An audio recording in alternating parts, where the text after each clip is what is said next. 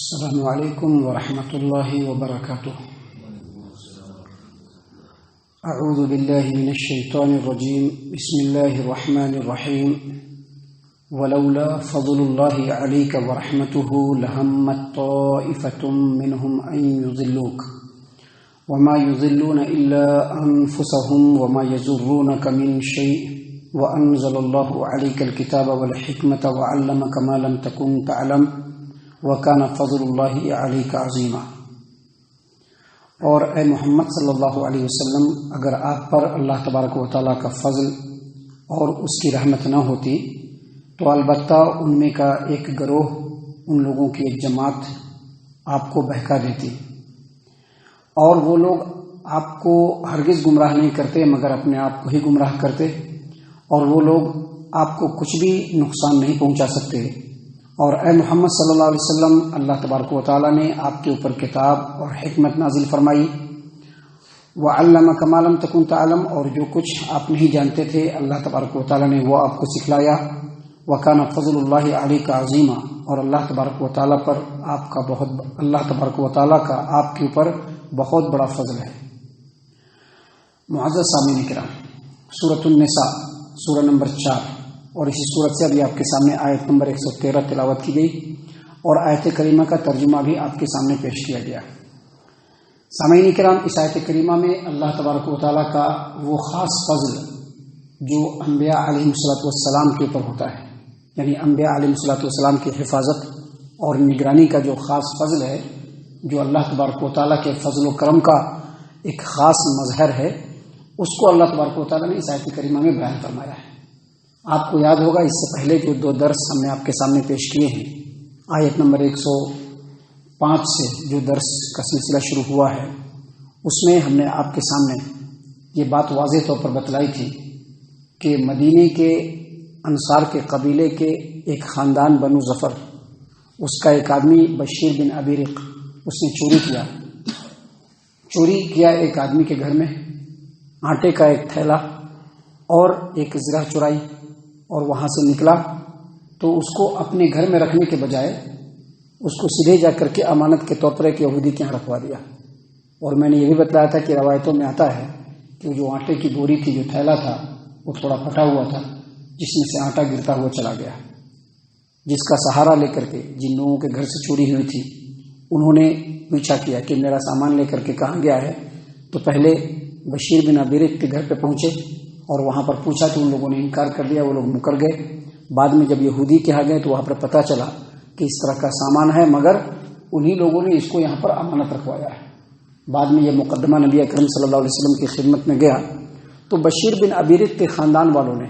اس کے جو دوست و احباب تھے، اس کے جو اپنے لوگ تھے جو اس کے ارد گرد رہنے والے تھے،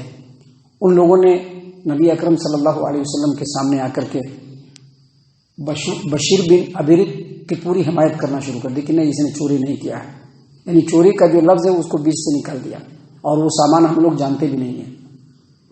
چونکہ سامان یہودی کے گھر میں پایا گیا تھا تو ان لوگوں کا یہی پلان تھا کہ الزام یہودیوں پر آئے گا، یہودی پر آئے گا، لیکن اللہ تبارک و تعالیٰ نے یہ آیات جو اس سے پہلے آپ کے سامنے تلاوت کی گئی، جس کی تفسیر پیش کی گئی، ان آیات کو نازل کر کے اللہ تبارک و تعالیٰ نے بتلا دیا کہ یہ جو لوگ ہیں اصل میں یہی چور ہیں، اور چور کی حمایت کرنے والے ہیں، یہ لوگ خیانت کرنے والے ہیں، یہ لوگ بددیانت ہیں۔ اے محمد صلی اللہ علیہ وسلم، آپ کو ان کا ساتھ نہیں دینا۔ لیکن جب وہ لوگ حمایت کرنے کے لیے آئے تھے تو قریب تھا کہ آپ صلی اللہ علیہ وسلم ان کے حق میں فیصلہ دے دیتے تھے، جو چور تھا اس کو بری کر دیتے تھے، اور قریب تھا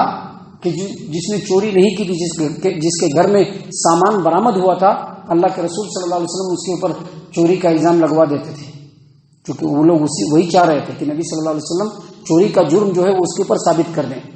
لیکن اللہ تبارک و تعالیٰ نے جب یہ آیات نازل فرمائی تو پتہ چل گیا کہ یہودی جو ہے وہ بالکل بے قصور ہے، اور یہ جو لوگ ہیں یہ چور کی حمایت کرنے والے ہیں، اور اصل چور جو ہے بشیر بن ابیرق ہے۔ اللہ تبارک و تعالیٰ نے یہاں پر اس آیت کریمہ میں اسی بات کو بیان کیا کہ قریب تھا کہ آپ ایک فیصلہ ایسا جو غلط فیصلہ تھا آپ دے دیتے تھے، لیکن اللہ تبارک و تعالیٰ نے آپ کی حفاظت فرمائی۔ اللہ نے کیا فرمایا؟ ولولا فضل اللہ علیک ورحمتہ، اے محمد صلی اللہ علیہ وسلم، اگر آپ کے اوپر اللہ تبارک و تعالیٰ کا خاص فضل اور اللہ تبارک و تعالیٰ کی خاص رحمت نہ ہوتی لہمت طائفۃ منہم ان یضلوک، تو ان میں کا ایک گروہ آپ کو سیدھے رستے سے بہکا دیتا۔ ان میں کا ایک گروہ کون لوگ تھے؟ وہی لوگ تھے جو بشیر بن ابی ریح کی حمایت کر رہے تھے، اس کی حمایت میں آ کر کے نبی صلی اللہ علیہ وسلم کے پاس اس کی طرف سے صفائی پیش کر رہے تھے، اور یہ بتلا رہے تھے کہ بشیر بن ابی ریح جو ہے وہ چور نہیں ہے،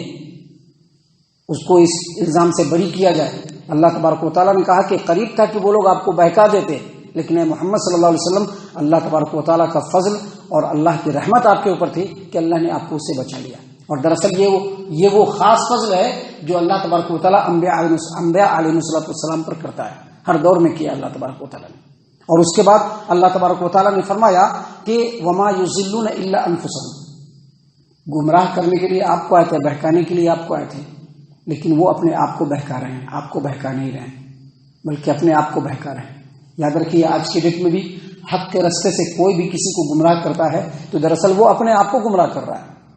ایک انسان کے لیے ضروری ہے کہ وہ حق کے راستے کو اختیار کرے، جو سیدھا راستہ ہے وہ اختیار کرے، جو جنت میں جانے والا راستہ ہے اس کو اختیار کرے۔ لیکن ایک آدمی یہ جاننے کے بعد بھی کہ یہ جو ہے وہ حق کا راستہ ہے، قرآن کریم جو ہے وہ حق کا راستہ ہے، پیارے رسول صلی اللہ علیہ وسلم کی سنت جو ہے وہ حق کا راستہ ہے، اور اس کے باوجود اس کو چھوڑ کر کے دوسرے رستوں کی طرف لوگوں کی رہنمائی کرتا ہے، تو گویا وہ اس کو تو گمراہ کر ہی رہا ہے، لیکن اصل میں وہ اپنے آپ کو گمراہ کر رہا ہے۔ اللہ نے فرمایا وما یضلون الا انفسهم، اے محمد صلی اللہ علیہ وسلم اصل میں وہ اپنے آپ کو گمراہ کر رہے ہیں۔ وما یضرونک من شیء، اور آپ کو وہ لوگ کوئی بھی تکلیف نہیں پہنچا پائیں گے، کوئی نقصان نہیں پہنچا پائیں گے۔ یہ پہلا فضل جو اس آیت کریمہ میں اللہ نے بیان فرمایا، اور دوسرے فضل کا ذکر اب چل رہا ہے۔ دوسرا فضل کیا ہے کہ اللہ تبارک و تعالیٰ نے آپ کے اوپر قرآن کریم نازل کیا، حکمت نازل فرمائی، اور جو کچھ آپ صلی اللہ علیہ وسلم نہیں جانتے تھے اللہ نے اس وحی کے ذریعے سے آپ صلی اللہ علیہ وسلم کو وہ تمام باتیں بتلائی۔ اللہ نے کیا فرمایا؟ اللہ نے فرمایا کہ وَأَنزَلَ اللَّهُ عَلَيْكَ الْكِتَابَ وَالْحِكْمَةَ وَعَلَّمَكَ مَا لَمْ تَكُنْ تَعْلَمُ، اے محمد صلی اللہ علیہ وسلم اللہ تبارک و تعالیٰ نے آپ کے اوپر کتاب نازل فرمائی اور حکمت نازل فرمائی۔ حکمت کا مطلب کیا ہے؟ شریعت کے اسرار و رموز اور وہ باتیں جو اللہ تبارک و تعالیٰ انبیاء علیہ السلام کے اوپر خاص طور پر نازل فرماتا ہے، جس کے ذریعے سے انبیاء علیہ السلام اللہ تبارک و تعالیٰ کے بندوں کے درمیان فیصلہ کرتے ہیں، اسی کو کہتے ہیں حکمت، جو آج کے ڈیٹ میں ہم سنت بھی کہہ سکتے ہیں۔ تو اللہ تبارک و تعالیٰ نے فرمایا کہ اللہ کا دوسرا فضل آپ کے اوپر یہ کہ محمد صلی اللہ علیہ وسلم اللہ تبارک و تعالیٰ نے آپ کے اوپر کتاب نازل فرمائی، حکمت نازل فرمائی، اور وہ کچھ سکھلایا جو آپ نہیں جانتے تھے۔ اللہ تعالیٰ نے قرآن کریم کے اندر دوسرے مقام پر سورۃ الشورى آیت نمبر 53 میں اسی بات کو بیان فرمایا۔ اللہ نے فرمایا کہ وَكَذَلِكَ 52 میں سورۃ الشورى آیت نمبر 52 اللہ نے کیا فرمایا؟ وَكَذَلِكَ أَوْحَيْنَا إِلَيْكَ رُوحًا مِّنْ أَمْرِنَا، اے محمد صلی اللہ علیہ وسلم اسی طرح سے ہم نے آپ کی طرف اپنے حکم سے قرآن کریم کو نازل کیا۔ مَا كُنْتَ تَدْرِي مَا الْكِتَابُ وَلَا الْإِيمَانُ، لیکن اس سے پہلے آپ کتاب کو بھی نہیں جانتے تھے اور ایمان کو بھی نہیں جانتے تھے، لیکن اللہ تعالیٰ نے قرآن کریم کو اپنے حکم سے آپ کے اوپر نازل فرمایا۔ اللہ تبارک و تعالیٰ نے اسی بات کو قرآن کریم میں ایک اور جگہ پر سورۃ القصص آیت نمبر 86 میں بیان فرمایا۔ اللہ نے فرمایا کہ وَمَا كُنْتَ تَرْجُو أَن يُلْقَىٰ عَلَيْكَ الْكِتَابُ إِلَّا رَحْمَةً مِّن رَّبِّكَ، محمد صلی اللہ علیہ وسلم آپ کو امید نہیں تھی کہ آپ پر کتاب نازل کی جائے گی، لیکن اللہ تبارک و تعالیٰ نے اپنی رحمت سے اپنے فضل سے آپ کے اوپر کتاب نازل فرمائی۔ اسی فضل کو اللہ نے یہاں پر بیان کیا کہ محمد صلی اللہ علیہ وسلم اللہ تبارک و تعالیٰ نے آپ کے اوپر کتاب اور حکمت نازل فرمائی، وَعَلَّمَكَ مَا لَمْ تَكُنْ تَعْلَمُ، اور جو آپ نہیں جانتے تھے وہ بھی اللہ تبارک و تعالیٰ نے آپ کو بتلایا۔ سامعین کرام، اس کے بعد اللہ نے فرمایا کہ وَكَانَ فَضْلُ اللَّهِ عَلَيْكَ عَظِيمًا، اور یہ اللہ کا بڑا فضل ہے آپ کے اوپر۔ اس سے یہ ثابت ہوتا ہے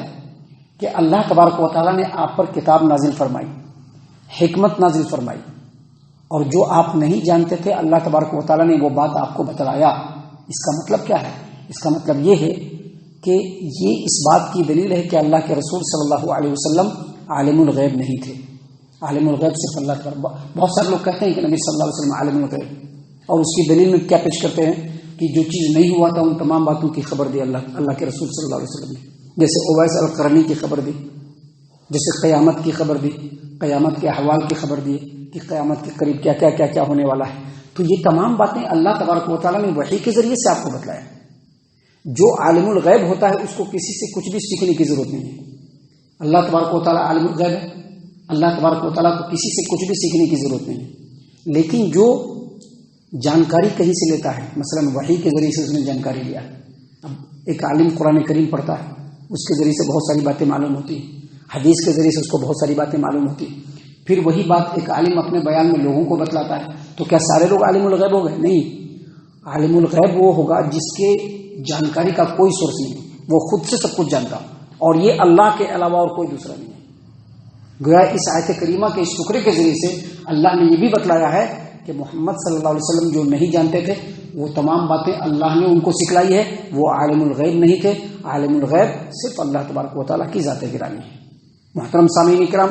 یہ سورت کریمہ ہے، اس میں آگے اللہ تبارک و تعالیٰ نے اور بھی بہت ساری اہم ترین باتیں جو ہمارے سماج و معاشرے کے امن و سکون کے لیے انتہائی ضروری ہیں، ان باتوں کو اللہ تبارک و تعالیٰ نے بیان فرمایا ہے۔ اللہ تعالیٰ سے دعا ہے کہ اللہ تبارک و تعالیٰ ہم تمام کو ان تمام باتوں کے اوپر خوب غور و فکر اور تدبر کرنے کے ساتھ ساتھ ان باتوں کے اوپر عمل کرنے کی بھی توفیق عنایت فرمائے، آمین۔